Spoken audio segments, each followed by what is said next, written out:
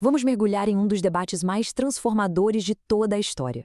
Uma discussão que começou com um único livro, mas que acabou dividindo um continente e redefinindo a fé de milhões de pessoas. E tudo isso gira em torno de uma pergunta. Pensem bem, como é que a mesmíssima fonte, a mesma palavra sagrada que era comum a todos, Pôde gerar visões de mundo tão opostas, tão conflitantes? Essa é a questão central aqui. E é isso que a gente vai entender agora. Para entender isso, a gente precisa voltar no tempo.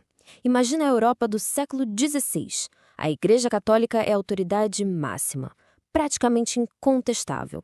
Só que lá na Alemanha, um monge estava prestes a acender uma faísca que ia colocar fogo no continente inteiro. E esse monge, claro, é Martinho Lutero. É muito importante entender que ele não começou como um rebelde querendo quebrar tudo. Pelo contrário, ele era um acadêmico, um teólogo super devoto, mas tinha uma coisa que o incomodava profundamente. Ele sentia que a igreja estava se afastando cada vez mais da sua própria base, das escrituras. E o estopim, a gota d'água, foi uma prática bem específica, a venda de indulgências. A ideia de que o perdão de Deus podia, de alguma forma, ser comprado, para Lutero, isso era simplesmente inaceitável. Foi isso que levou a pregar suas famosas 95 teses na porta da igreja, um ato que, literalmente, deu início a tudo. E aqui que a gente chega no primeiro grande ponto de discórdia, uma questão que está assim no coração da fé cristã. Afinal de contas, como uma pessoa é salva? A resposta para essa pergunta se tornaria a primeira grande linha que dividiria Lutero e a igreja. olha só o cenário. De um lado, Lutero, depois de mergulhar nos estudos da Bíblia, concluiu que a salvação é um presente de Deus. Um presente que a gente recebe unicamente pela fé. Do outro lado, a Igreja Católica, que ensinava que a fé é sim essencial, mas que ela precisa andar junto com boas obras, como a caridade, os sacramentos. E é aqui que a coisa fica fascinante, porque os dois lados estavam usando o mesmo livro para defender seus pontos. Lutero citava o apóstolo Paulo em Efésios: "Pela graça sois salvos, mediante a fé, não de obras." Já a igreja respondia com Tiago: "A fé, se não tiver obras, é morta." O mesmo livro, gente, interpretações que levavam a caminhos completamente diferentes.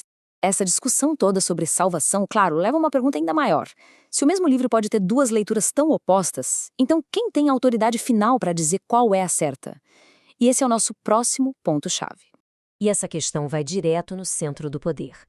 A palavra final é da instituição, da igreja, com toda a sua hierarquia e tradição? Ou é do indivíduo, que lê as escrituras com orientação do Espírito Santo? A posição do Lutero era bem clara. Para ele, a Bíblia mostrava um acesso direto a Deus, tendo Cristo como um único mediador. Toda aquela estrutura de padres e bispos seria uma barreira criada pelos homens.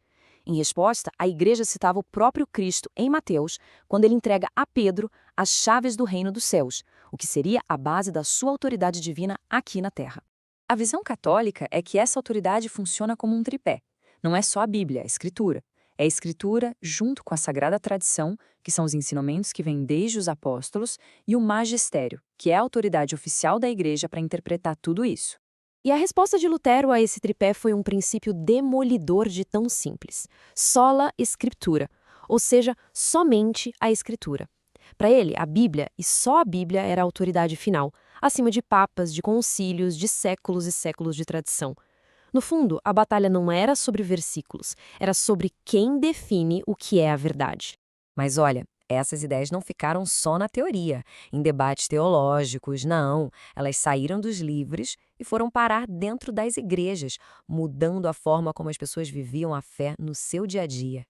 E uma das mudanças mais visíveis foi na própria adoração. Pensa no uso de imagens, de estátuas, de relíquias. Para alguns, eram objetos sagrados que ajudavam na devoção. Para outros, uma perigosa forma de idolatria. E, mais uma vez, o impasse aparece no mesmo livro. Lutero e os reformadores apontavam para um mandamento bem claro em Êxodo: "Não farás para ti imagem de escultura." Ponto final.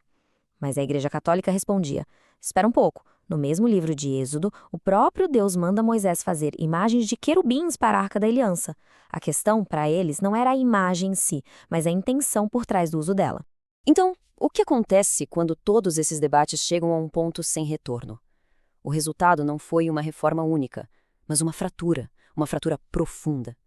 Aquela faísca inicial do monge alemão acabou redesenhando por completo o mapa da fé no Ocidente.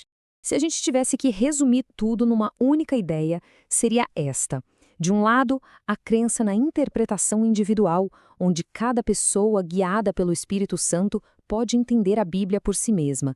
E do outro, a crença na interpretação institucional, onde a Igreja é a guardião oficial do significado correto das Escrituras.